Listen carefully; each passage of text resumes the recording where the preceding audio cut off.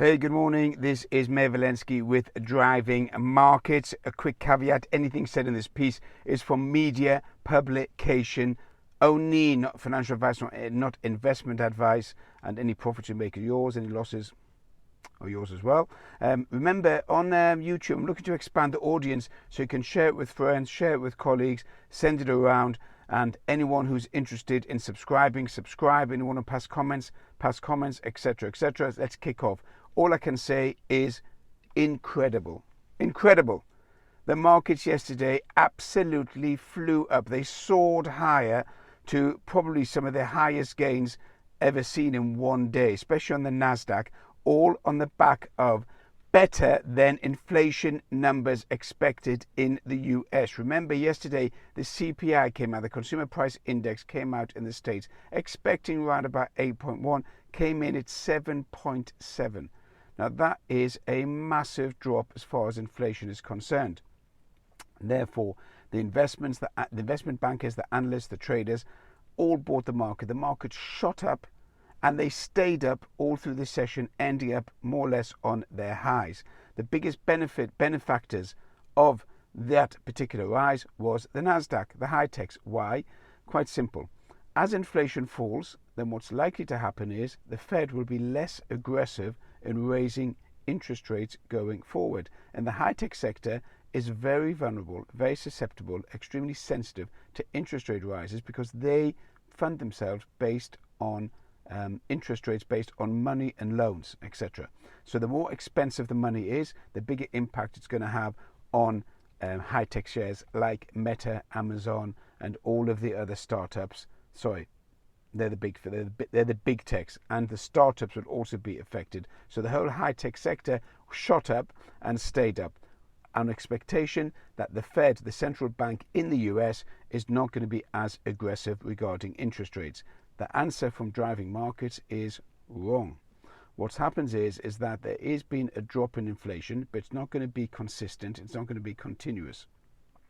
And the reason behind that is because one of the biggest factors within the inflation number is the cost of housing, the cost of shelter, and that has come down. Now, because the cost of shelter come down, which makes up 32.5% of the number, then that's pushed down inflation significantly. I did mention this last week, and I mentioned at the beginning of this week, that factor of shelter is a massive impact on the inflation number. But the everyday cost of living, the food and energy prices are not going to come down. And therefore, the real impact, the real effect, the feel that you have in your pocket is that there's no change. There's not really much change. So you can expect the inflation, feel of inflation, to still feel high. But the fact that the headline number has come down is going to give many consumers and Joe Public a feel-good factor. Whether that's going to continue in Europe or in the UK, we have to wait and see. As far as the Bank of England is concerned, they expect inflation also to come down, and that's why they said that they're unlikely to raise interest rates above 3%, and that was already talked about in Driving Markets last week. They've got that wrong. So just let's go back to the States. All sectors, the S&P, the Nasdaq, the Russell 2000, the Dow, cryptocurrencies all went up. What didn't go up was the US dollar. The US dollar was sold off, so anything to do with the safe haven, bonds, dollars was sold off because investors said, you know what, let's take on risk. And what they did, they bought all of the risk assets, which are shares, equities, and high-tech stocks, because they're buying into the future. They're hoping that the end of the drop has arrived, and there'll be no more inflation, or inflation will go down. They'll be less likely to have interest rate rises, and that gave a big impetus to traders to get on there and trade. So what's really going to happen now? So that is a massive overreaction to a drop in inflation. And these markets are clearly to be sold into because we're not out of this downward trend. Even though the markets have bounced and are reading into the future by 6 months, by a year, what's going to happen next year, today the markets are not in a strong position. There is still a massive liquidity crisis across the board, whether it's equities or whether it's things like Bitcoin or cryptos. Or the high-tech sector, there is a liquidity crisis, and we're not out of it. So this is an opportunity on traders. They should go in there and sell into this rally because the markets are going to continue falling. If anything, it's a perfect opportunity to get in there and sell. Bitcoin, for example, just talking about cryptos, moving on to cryptos. Cryptos, for example, are not going to continue rising. They've broken through the support levels. Bitcoin's broken through the 17,700 level yesterday, went all the way down to 15,700 or 800 intraday, and yesterday it shot up over $1,400 just in one day on the back of those inflation numbers, but it's already started coming down, and it's going to go all the way down to 15,000. So don't be fooled and don't be pulled in by what was a 1 day or maybe a 2 day rally, but I can't see it rallying more today or Monday. I think the market's going to come off significantly. Talking about the high-tech sector, I want to talk about my favorite, which is Meta or Facebook.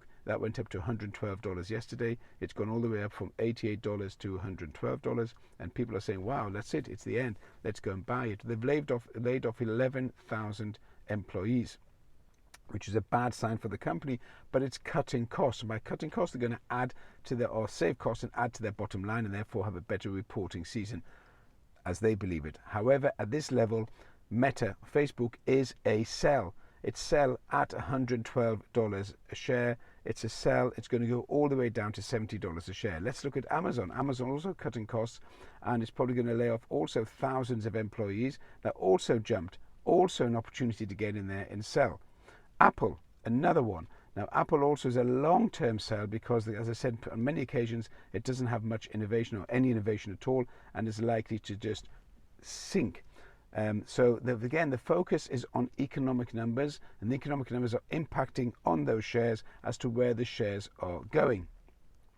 Looking at oil went up yesterday. Gold also went up to 1752. Now gold, as I said, from 1620 to 1700 was a trading range. It broke out of its trading range, and it's probably going to now creep up to the 1800 level, which is the next resistance level on gold. So keep an eye on gold. That's also shot up. The dollar was weak and sold off against all the major currencies, against the Swiss franc, the pound, the yen, and the euro. So the pound had a very good day yesterday, went up to 117, 117.20, and there's hope that's going to creep up to 120. Can you imagine? We talk about 120 on the pound. We talked about a couple of years ago, it was 135, 140, and 7 years ago it was already 175, 180. So the fact that it gets to 120, everyone's getting all excited on the GBP, on cable, on the pound. But it looks like it's trying to get up there to 120. It all depends now where equity markets will go from here. I think they're going to go down. I believe they're going to go down, and that is my continuous sell notice from the beginning of the year.